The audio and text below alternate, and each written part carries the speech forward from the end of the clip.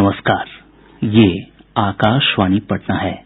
अब आप अभिषेक दास से प्रादेशिक समाचार सुनिए। पहले मुख्य समाचार। बिहार विधानमंडल का बजट सत्र 19 फरवरी से शुरू हो रहा है। सत्र 24 मार्च तक चलेगा। 22 फरवरी को पेश होगा राज्य का बजट।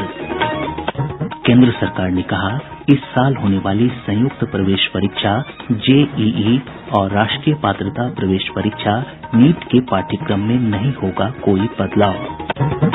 राजधानी पटना सहित पूरा प्रदेश कड़ाके की ठंड की चपेट में। 5 डिग्री सेल्सियस न्यूनतम तापमान के साथ डिहरी रहा प्रदेश का सबसे ठंडा स्थान। और भक्तिपूर्ण माहौल में मनाया जा रहा है गुरु गोविंद सिंह जी महाराज का 354वां प्रकाश पर्व। कल होगा मुख्य समारोह। बुलेटिन की शुरुआत इस संकल्प के साथ। कोविड-19 महामारी के खिलाफ देश एकजुट होकर लड़ रहा है। आप भी हमारे साथ सुरक्षा और बचाव के 3 आसान एहतियाती उपायों का संकल्प लें। कोविड-19 से बचाव और सुरक्षित रहने के 3 उपाय। मास्क लगाएं, 2 गज दूरी है जरूरी, सुरक्षित दूरी रखें, हाथ और मुंह साफ रखें। अब समाचार विस्तार से। बिहार विधानमंडल का बजट सत्र 19 फरवरी से शुरू हो रहा है। सत्र 24 मार्च तक चलेगा। सत्र के पहले दिन राज्यपाल फागू चौहान विधानमंडल की संयुक्त बैठक को संबोधित करेंगे। 22 फरवरी को विधानसभा में राज्य का बजट पेश किया जाएगा। 23 फरवरी को विधान परिषद में इसे पेश किया जाएगा। 1 मार्च से 5 मार्च तक बजट को लेकर सदन में चर्चा होगी। मुख्यमंत्री नीतीश कुमार की अध्यक्षता में राज्य मंत्रिमंडल की हुई बैठक में इस आशय का निर्णय किया गया। वहीं एक अन्य फैसले में कैबिनेट ने स्कूली छात्र छात्राओं की पोशाक जीविका दीदियों से सिलवाने का फैसला किया। पहली से लेकर 12वीं तक के विद्यार्थियों को 2 सेट पोशाक दिए जाएंगे। कैबिनेट ने बिहार पुलिस सेवा की सीधी भर्तियों में न्यूनतम उम्र सीमा 20 साल से बढ़ाकर 21 साल करने का भी फैसला किया है। शिक्षा मंत्रालय ने कहा है कि वर्ष 2021 के लिए संयुक्त प्रवेश परीक्षा जेईई और राष्ट्रीय पात्रता प्रवेश परीक्षा नीट के पाठ्यक्रम में कोई बदलाव नहीं होगा। हालांकि इस वर्ष उम्मीदवारों के पास दोनों परीक्षाओं में सवालों के जवाब देने के लिए विकल्प होंगे। जेईई मुख्य परीक्षा का पाठ्यक्रम पिछले वर्ष की तरह ही होगा, लेकिन छात्रों को 90 प्रश्नों में से 75 प्रश्नों के जवाब देने का विकल्प दिया जाएगा। पिछले वर्ष 2020 में 75 प्रश्न पूछे गए थे और सभी के उत्तर उम्मीदवारों को देने थे। नीट 2021 का स्वरूप अभी घोषित नहीं किया गया है। हालांकि देश भर के कुछ बोर्ड द्वारा पाठ्यक्रम में कमी करने के मद्देनजर नीट 2021 के प्रश्न पत्रों में जेईई मेन की तरह ही विकल्प होंगे। कोविड टीकाकरण के प्रथम चरण के तीसरे दिन आज राज्य भर के सभी टीकाकरण केन्द्रों पर 14,013 स्वास्थ्यकर्मियों को टीके दिए गए। राज्य में अब तक 47,266 लोगों को टीके दिए जा चुके हैं। कल 14,745 लोगों का टीकाकरण हुआ, जो लक्ष्य का 51.2% था। वहीं टीकाकरण के पहले दिन शनिवार को 18,122 लोगों को टीके दिए गए थे। शेखपुरा में कोविड टीका के कोल्ड चेन के प्रबंधक परमानंद कुमार ने कहा कि टीका लेने के बाद उन्हें किसी प्रकार की कोई दिक्कत नहीं हुई और वे सामान्य रूप से अपना काम करते रहे। मैं खुद वैक्सीन कोल्ड चेन मैनेजर, हमारे हॉस्पिटल मैनेजर, सभी लोगों ने उत्साहपूर्वक टीकाकरण कराया। साथ ही टीकाकरण के उपरांत आधे घंटे तक चिकित्सा अधिकारी के देखरेख में ऑब्जर्वेशन रूम में इंतजार किया गया। किसी को अभी तक किसी भी तरह का कोई परेशानी का सामना नहीं करना पड़ा है। सभी लोग बिल्कुल स्वस्थ, प्रसन्न एवं खुश हैं। एम्स नई दिल्ली के वरिष्ठ चिकित्सक पीयूष रंजन ने कहा कि कोविड-19 का टीका आ जाने के बावजूद लोगों को सावधानी बरतनी चाहिए।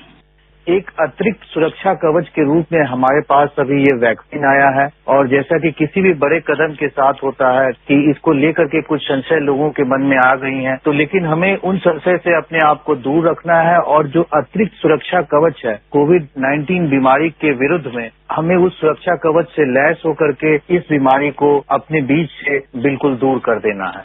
डॉक्टर रंजन ने बताया कि कोविड टीके का दूसरा डोज लेने के बाद ही इस वायरस के खिलाफ शरीर में रोग प्रतिरोधक क्षमता विकसित होती है। तो वैक्सीन के पहले शॉट लेने के बाद यानी कि पहला टीकाकरण और उसके बाद 1 महीने के बाद दूसरा डोज होगा और दूसरे डोज के 14 दिन के बाद ही आपको इसकी इम्यूनिटी जो है फुल्ली डेवलप होगी। यानी कि पहले दिन जब आप वैक्सीन को लेते हैं उसके लगभग 6 हफ्ते के बाद इस वैक्सीन का पूरा असर आना शुरू होगा। यानी कि पहले इंजेक्शन लेने के 6 हफ्ते तक आपको उतनी ही रिलीजियसली और रिगरसली आपको बाकी प्रोटेक्टिव मेजर्स जो जैसा कि बार बार बताया जाता है, मास्क पहनना, सोशल डिस्टेंसिंग रखना और पर्सनल हाइजीन का ध्यान रखना, इसे आपको नियमित तौर पर उसी तरह से अनुपालन करते रहना है। प्रदेश में कोविड-19 से स्वस्थ होने की दर बढ़कर 98.24% हो गई है। पिछले 24 घंटों के दौरान 595 रोगियों को उपचार के बाद छुट्टी दी गई। स्वस्थ होने वालों की संख्या बढ़कर 2,54,508 हो गई है। वहीं इसी अवधि में 189 नए मामलों की पुष्टि के साथ ही संक्रमितों की कुल संख्या बढ़कर 2,59,072 हो गई। आज सबसे अधिक 63 मामले पटना से सामने आए हैं। सारण से 12 और बेगूसराय से 10 मामलों की पुष्टि हुई है। 8 जिलों से आज एक भी पॉजिटिव मामला सामने नहीं आया है। एक दिन में एक व्यक्ति की मौत के साथ ही इस वैश्विक महामारी से मरने वालों का आंकड़ा बढ़कर 1,461 हो गया है। राज्य में फिलहाल सक्रिय मामलों की संख्या 3,698 है। इधर देश में अब तक कोविड से 1,02,28,000 से अधिक लोग स्वस्थ हो चुके हैं। स्वस्थ होने की दर बढ़कर 96.66% हो गई है। प्रादेशिक समाचार आप आकाशवाणी पटना से सुन रहे हैं। राजधानी पटना सहित पूरा प्रदेश कड़ाके की ठंड की चपेट में है। आज दोपहर में हल्की धूप खिलने से लोगों को ठंड से थोड़ी राहत मिली। मौसम विज्ञान केंद्र पटना के वैज्ञानिक अमित सिन्हा ने बताया कि पटना और गया में शीत दिवस की स्थिति बनी रही और सघन कोहरे के कारण दृश्यता अपने न्यूनतम स्तर पर रही। उन्होंने बताया कि अगले 24 घंटों तक मौसम के रुख में कोई खास परिवर्तन नहीं होगा। कि राज्य के आने वाले 24 घंटों में प्रदेश के पूर्वी भागों के न्यूनतम तापमान में कोई खास गिरावट नहीं होगी एवं शेष भागों में हल्की गिरावट देखी जा सकती है और साथ ही प्रदेश के अधिकांश जगहों पर मध्यम से घने कोहरे की स्थिति भी यथावत बनी रहेगी। पिछले 24 घंटों के दौरान 5 डिग्री सेल्सियस न्यूनतम तापमान के साथ रोहतास जिले का टिहरी प्रदेश का सबसे ठंडा स्थान रहा। इधर ठंड को देखते हुए पूर्वी चंपारण के जिलाधिकारी ने कल तक 9वीं और 10वीं की कक्षाओं को बंद रखने का आदेश जारी किया है। सिखों के 10वें गुरु गुरु गोविंद सिंह जी महाराज का 354वां प्रकाश पर्व श्रद्धा और उल्लास के साथ मनाया जा रहा है। पंज प्यारों के नेतृत्व में पटना के कायघाट स्थित बड़ी संगत गुरुद्वारे से भव्य नगर कीर्तन और शोभा यात्रा निकाली गयी। इस दौरान जगह जगह पर लोगों ने पुष्प वर्षा कर नगर कीर्तन का स्वागत किया। शोभा यात्रा के दौरान म्यूजिक बैंड के सदस्यों की प्रस्तुति और गढ़का दल के सदस्यों के रोमांचक करतब आकर्षण के केंद्र रहे। कल तख्त श्री हरिमंदिर साहिब में मुख्य समारोह का आयोजन किया जाएगा। इसके बाद देर रात बाल लीला मैनी संगत गुरुद्वारा में जन्मोत्सव मनाया जाएगा। प्रकाश पर्व में भाग लेने के लिए देश विदेश से श्रद्धालु पटना सिटी पहुंचे हैं। प्रातः 9:20 से दोपहर 11:20 तक श्री तख्त श्री हरिमंदिर साहिब से गुरु गोविंद सिंह जी महाराज के प्रकाशोत्सव पर आयोजित शबद कीर्तन का आकाशवाणी पर सीधा प्रसारण किया जाएगा।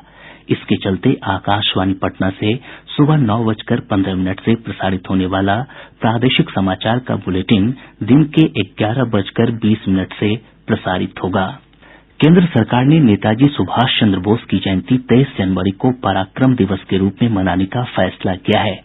संस्कृति मंत्रालय द्वारा जारी अधिसूचना में कहा गया है कि नेताजी के अतुल्य योगदान और राष्ट्र के प्रति उनकी निस्वार्थ सेवा की याद में ये फैसला किया गया।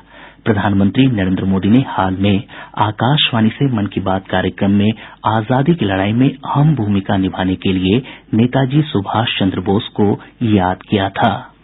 भारत की इस महान धरती ने कई सारे महापुरुषों को जन्म दिया है और उन महापुरुषों ने मानवता के लिए कुछ अद्भुत अविस्मरणीय कार्य किए हैं। हमारा देश बहुरत्ना वसुंधरा है। ऐसे महापुरुषों में से एक थे नेताजी सुभाष चंद्र बोस। हमारे स्वाधीनता संग्राम के वीरों की गाथाओं को बयां करने वाली बातें हमें इतिहास के भीतर जाने के लिए प्रेरित करती हैं। सुभाष बाबू को हमेशा एक वीर सैनिक और कुशल संगठनकर्ता के रूप में याद किया जाएगा। एक ऐसा वीर सैनिक जिसने आजादी की लड़ाई में अहम भूमिका निभाई। दिल्ली चलो, तुम मुझे खून दो, मैं तुम्हें आजादी दूंगा जैसे ओजस्वी नारों से नेताजी ने हर भारतीय के दिल में जगह बनाई। प्रदेश में पंचायती राज व्यवस्था के तहत विभिन्न पदों के लिए होने वाले चुनाव के लिए आज मतदाता सूची के ड्राफ्ट का प्रकाशन किया गया। राज्य निर्वाचन आयोग के सचिव योगेंद्र राम ने बताया कि ग्राम पंचायत और ग्राम कचहरी की मतदाता सूची के प्रारूप का प्रकाशन पंचायत और संबंधित कार्यालय में, जबकि पंचायत समिति की मतदाता सूची के प्रारूप का प्रकाशन संबंधित प्रखंड कार्यालय में किया गया। उन्होंने बताया कि मतदाता सूची के प्रारूप का अंतिम प्रकाशन 1 फरवरी तक किया जाएगा। लोग इस सूची पर कल से 8 फरवरी तक दावा आपत्ति कर सकेंगे। भारतीय प्रशासनिक सेवा के सेवानिवृत्त अधिकारी शिशिर सिन्हा ने आज बिहार विद्युत विनियामक आयोग के अध्यक्ष पद की शपथ ली। राज्यपाल फागू चौहान ने राजभवन में आयोजित सादे समारोह में उन्हें पद और गोपनीयता की शपथ दिलाई। श्री सिन्हा के साथ सुभाष चंद्र चौरसिया ने भी आयोग के सदस्य के रूप में शपथ ली। पटना उच्च न्यायालय ने गया स्थित विश्व प्रसिद्ध विष्णुपद मंदिर के बेहतर प्रबंधन के लिए बिहार राज्य धार्मिक न्यास बोर्ड को कार्य योजना बनाने का निर्देश दिया है। एक जनहित याचिका पर सुनवाई करते हुए मुख्य न्यायाधीश संजय करोल ने कहा कि एक ऐसी योजना बननी चाहिए जो पर्यटन के साथ साथ पर्यावरण के भी अनुकूल हो। न्यायालय ने इस योजना के लिए राशि उपलब्ध कराने के संबंध में केंद्र सरकार से भी राय मांगी है। मामले की अगली सुनवाई 27 जनवरी को होगी। राज्य सरकार ने भारतीय पुलिस सेवा के 7 अधिकारियों का तबादला किया है। M.R. नायक को बिहार सैन्य पुलिस में पुलिस महानिरीक्षक और K.S. अनुपम को पुलिस महानिरीक्षक पुलिस आधुनिकीकरण बनाया गया है। पंकज कुमार आर्थिक अपराध इकाई में पुलिस अधीक्षक होंगे, जबकि चंद्रशेखर प्रसाद विद्यार्थी राजस्व और भूमि सुधार विभाग में संयुक्त सचिव की जिम्मेदारी निभाएंगे। पूर्वी चंपारण जिले के रक्सौल के सिकटा से कस्टम विभाग के अधिकारियों ने 12 किलो चरस के साथ एक तस्कर को गिरफ्तार किया है। बरामद चरस का अंतर्राष्ट्रीय बाजार में मूल्य 36 लाख रुपए बताया जाता है। पश्चिम चंपारण जिले के अहवर स्थित सेंट्रल बैंक की शाखा से अपराधियों ने हथियार के बल पर 2 लाख रुपए लूट लिए। बक्सर जिले की एक पॉक्सो अदालत ने नाबालिग के साथ दुष्कर्म के लगभग 2 साल पुराने एक मामले में दोषी विकास कुमार को 20 साल कारावास की सजा सुनाई है। खगड़िया जिले के चौथम थाना क्षेत्र अंतर्गत नौरंगा में फसल की सिंचाई के दौरान करंट लगने से 2 सगे भाइयों की मौत हो गई। सारण जिले के रिविलगंज थाना क्षेत्र अंतर्गत टेकनीबास के पास 2 कार के बीच आमने सामने की हुई टक्कर में एक व्यक्ति की मौत हो गई, जबकि 3 अन्य गंभीर रूप से घायल हो गये। सारण जिले के तरैया थाना क्षेत्र अंतर्गत गंडार गांव के पास एक पेट्रोल टैंकर पुल की रेलिंग तोड़कर नदी में जा गिरा। मौके पर चालक की मौत हो गई, जबकि उपचालक गंभीर रूप से घायल हो गया। वहीं जिले के नया गांव और मसरख थाना क्षेत्र में हुई अलग अलग दुर्घटनाओं में एक महिला समेत 2 लोगों की मौत हो गई। गोपालगंज जिले के कुचायकोट थाना क्षेत्र अंतर्गत बलथरी चेक पोस्ट के पास पुलिस ने एक एम्बुलेंस से भारी मात्रा में शराब बरामद कर 2 तस्कर को गिरफ्तार किया है। और अब अंत में मुख्य समाचार एक बार फिर। बिहार विधानमंडल का बजट सत्र 19 फरवरी से शुरू हो रहा है। सत्र 24 मार्च तक चलेगा। 22 फरवरी को पेश होगा राज्य का बजट। केंद्र सरकार ने कहा, इस साल होने वाली संयुक्त प्रवेश परीक्षा JEE और राष्ट्रीय पात्रता प्रवेश परीक्षा नीट के पाठ्यक्रम में नहीं होगा कोई बदलाव। राजधानी पटना सहित पूरा प्रदेश कड़ाके की ठंड की चपेट में। 5 डिग्री सेल्सियस न्यूनतम तापमान के साथ डिहरी रहा प्रदेश का सबसे ठंडा स्थान। और भक्तिपूर्ण माहौल में मनाया जा रहा है गुरु गोविंद सिंह जी महाराज का 354वां प्रकाश पर्व। कल होगा मुख्य समारोह। इसके साथ ही आकाशवाणी पटना से प्रसारित प्रादेशिक समाचार का ये अंक समाप्त हुआ। कोविड-19 से बचाव और सुरक्षित रहने के 3 उपाय। मास्क लगाएं, 2 गज दूरी है जरूरी, सुरक्षित दूरी रखें, हाथ और मुंह साफ रखें।